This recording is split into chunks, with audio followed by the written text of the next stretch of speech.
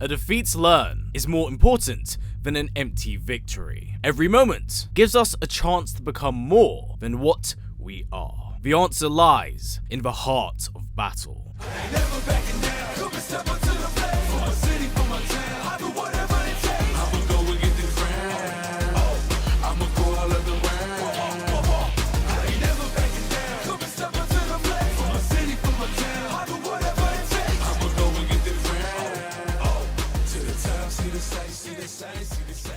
Hello everyone! Today, courtesy of the fantastic Capcom UK, as they did provide me with a code, I've been very fortunate enough to get early on-hand access with Street Fighter 6. So as a thank you to you for all of the love and support, I thought that it would only be fair to create a review for the game that I've been keeping exceptionally close eyes on. But why is that so? Well, Street Fighter has always been an unbelievable, pivotal pioneer of the fighting game genre, really being the series to help define the genre during the arcade era of games. However, it would only gain true recognition and cement its legendary status with Street Fighter 2. And from there, it's just been history, transcending arcades to that of home consoles. But it didn't quite end there, as it would become something that went beyond gaming media, influencing the rest of the genre that it did help cement. Street Fighter isn't just an important fighting game, but it's also a very important piece of pop culture that for its time pushed not only the series forward, but the genre itself, showing what Street Fighter could be on a global scale. Now, 35 years later, and well over 80 different installments and titles, it's a pretty daunting task to reclaim the spark that made it such a phenomenon. But what's now? Well, this takes us to the newest and current installment in the franchise, Street Fighter 6. And my oh my, Capcom were all hands on deck with this game, because what's delivered here is truly something special. It's really looking to not just be a worthy successor to the series, but dare I say, the very best the series has ever produced. Unlike previous Street Fighters, where they would take the core formula of the 6-button fighter and typically revolve a few mechanics around it, 6 inherently feels very different. It lines up more with that of a legacy fighting game than what was previously done, drawing ideas and influence from previous games, like Street Fighter 3's parry system and 4's focus attacks. It feels like a well-crafted amalgamation of ideas that not only work together, but flow aimlessly in each and every department. With us moving on to visuals, it's been 7 years since Street Fighter V's release, and whatever evil was conjured through Ken's design. So, where are we now? Well, dear lord, is this the mother of all glow-ups? Entering a new generation, it feels like Capcom wanted to hit the ground running, and I couldn't think of a better engine for this than the Resident Evil engine. Now, of course, when you typically think Resident Evil, from a visual perspective, it's pretty grounded in its realism. The face models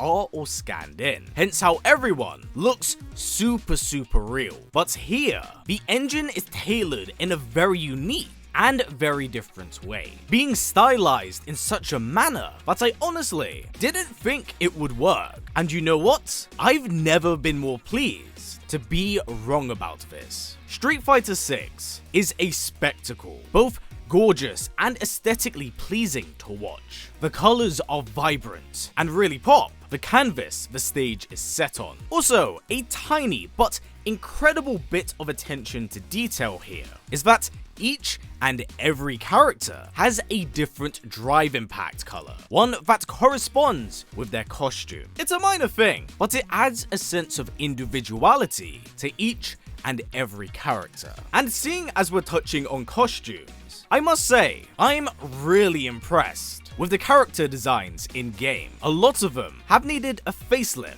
for quite a long time now, and in this engine, they just look so good. What makes Street Fighter 6 very unique is in its ability to retain its stylish cartoon properties, while simultaneously creating these larger-than-life characters in a very grounded setting. I really do think it paints them in a way that we've never seen them before. Whilst other competitors in the genre have opted for some realism, I'm glad that essentially Street Fighter has retained its visual core of what makes Street Fighter look like Street Fighter. It's stylish, vibrant, and explosive. Capcom have really knocked it out the park with a blend of style and character designs.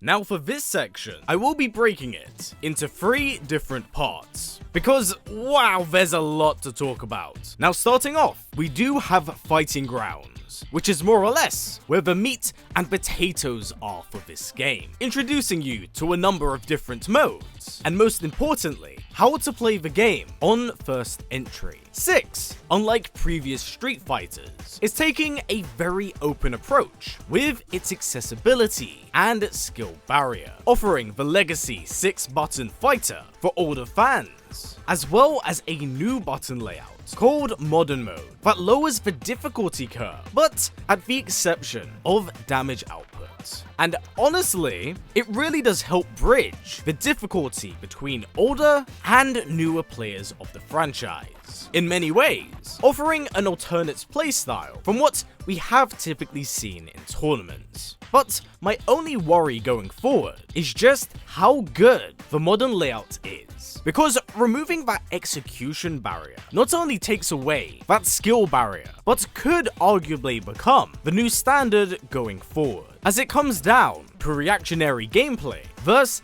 damage output. It's quite trivial at the moment, but we're just gonna have to wait and see how this all pans out in tournament.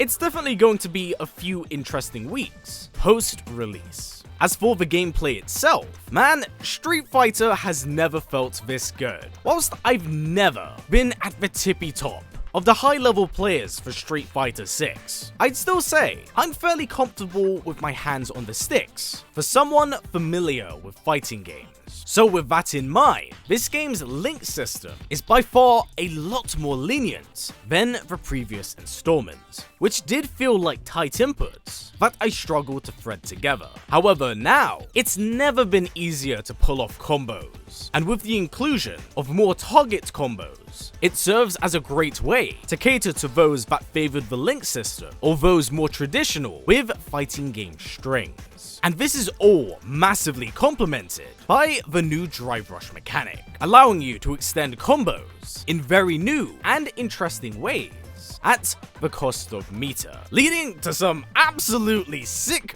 badass finishes. They look so good, but it doesn't quite end there, as we do have the inclusion and return of parries and drive impacts, a somewhat successor to 4's focus attack system. They've added some great offensive and defensive options, from using a perfect timed parry to give you more advantage, to then you crumbling your opponent from recklessly pressing against drive impacts. There's a lot of mind games in play here, and it does feel fairly balanced across the board, as you're always micromanaging your options in order to prevent burnout. Along with that, we now also have a 3-bar meter system for different supers, and this is just so goddamn good. I love the versatility you have here in terms of gameplay, as you have the option to conserve your meter for that big damage if you need a huge comeback, or you can choose to hold on to your meter and use it in swift yet small explosive touches. It's incredibly versatile, so you don't have to feel pressured in order to use all of your meter in one go. So on the pure gameplay front, Street Fighter 6 feels exquisite in its core functionality, only growing better as you learn more about the game and its deep roster. And talking of rosters, Street Fighter 6 has a really fantastic one, with a blend of old school characters and giving them very refreshing makeovers modes to a new school generation, there's really a character for everyone to fall in love with. No one plays the exact same. Now, moving gameplay aside a tiny bit, Street Fighter 6 does come with a variety of different modes, starting with the arcade mode, which is your typical sequence of fights with an intro and an outro whilst battling an endgame rival. It's not exactly anything new to the formula. However, it is a welcomed return, as this was absent on 5's launch. We then have your standard 1v1s and online, but we also get the return of team mode, which is an absolute delight. Adding fun modes like team lineup battle, single elimination, and doubles. If you really want to go buck wild, there's also Special Battle, which comes with a variety of different modes and stipulations if you want to unleash pure insanity upon yourself. The Practice mode is where things really do flourish, with a very solid and in-depth character guide system with combo trials to help the newer folks to the series. So rest assured, if you're new or looking to try out a completely fresh character, this is the place to go to get a firm footing of how to play them and approach their game plan.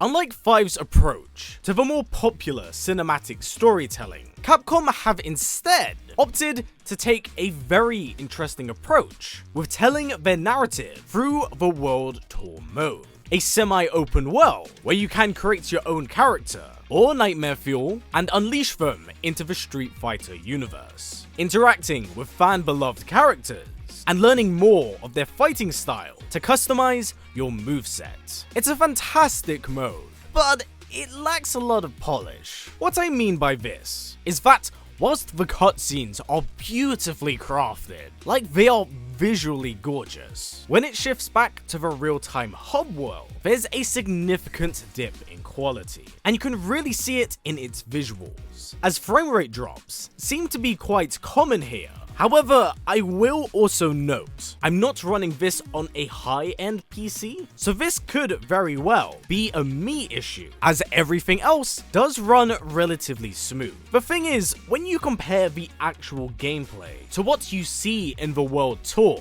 the difference is night and day, so I may not be alone in this. But what about the story itself? Well, the premise is pretty straightforward. You're a student of the new character, Luke, to the world of Street Fighter, looking to raise your fist and decimate anyone to carve your legend in stone. But nothing is ever quite so simple, especially in the historic lands of Metro City, built on the foundation of Mike Hagar and the defeat of the Mad Gear Gang. However, there are far more sinister forces at play in the shadows, simply going under the alias of Neo Shadowloo. What this could mean and who this could be, well, you're just gonna have to find out yourself. In terms of story and premise, the main story is pretty promising and I must say, very fun. Going around and becoming students of characters you've come to grow and love is exceptionally fun, as you're also rewarded with their toolkit and moveset as you deepen that relationship. I will note that it is a bit of a grind to unlock the entire toolkit, but this is rewarded from in-world encounters, so the gameplay side of things is strongly encouraged. Narratively, the story is pretty straightforward and a bit generic, but I don't think that's a bad thing here, as it allows the open world of Metro City to really flourish as its own character. It has to be said that I was a tad bit disappointed about the other destinations, as they simply aren't as flourished out as Metro City itself. Otherwise, I think World Tour is a really good time with exceptionally fun minigames to break up that exploration. I think that World Tour is a promising venture for Capcom, but one that definitely needed a tad bit more time to cook up for some polish. Next, we do have the Battle Hub, And unfortunately, during the time of me making this, it isn't actually active or online. Thus, I can't talk about it, or how World Tour is interconnected to it, so we're just gonna have to wait and see. But from my previous experience of playing online, the hub is a really nice way to intermingle with other players.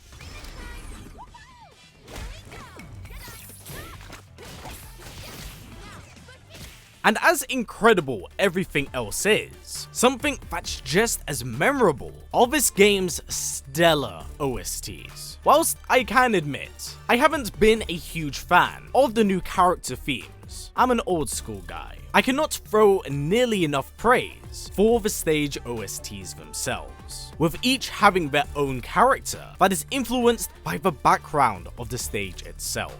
It not only merges them well together, but creates a form of engagement that makes you feel both compelled and stimulated by its presence. And that is how you know you did a great job with the OSTs here. In fact, I've been featuring the OSTs since the very start of this video. Now, outside of the music, in terms of audio design, everything sounds crisp and beautifully mixed. From the thunderous crashes of Geef's pile drivers, to Kami's explosive spiral arrows, to the flickers of Ken's Shoryuken, this game is crisp and fantastic to hear, with a lot of work having clearly been put into that perfect parry system, where the unbelievably satisfying ting of the perfect parry, to the stellar audio slowdown of drive impact colliding. So much of this game is just so good and so well done. Capcom have done a magnificent job in the audio department. So with everything covered here, what can I say about Street Fighter 6 that I haven't already said?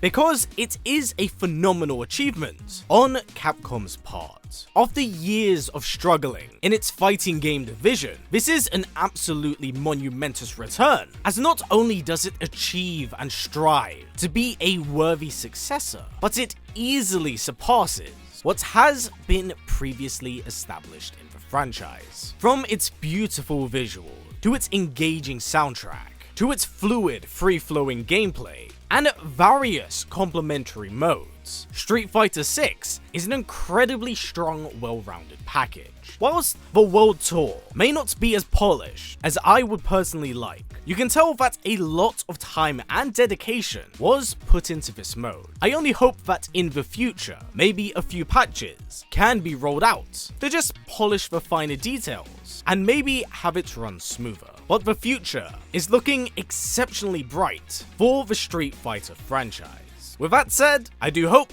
you have enjoyed this review, as I had a lot of fun making it, and I really do hope that you all enjoy this game once it does release. Once again, thank you to Capcom UK for sending me an early copy, and thank you to all of you for taking the time out of your day to watch this, as it isn't typically part of my normal schedule. With that said, we will be returning back to our normal content on the channel, but thank you once again for watching what we have here. Take care everyone, I'll catch you all soon.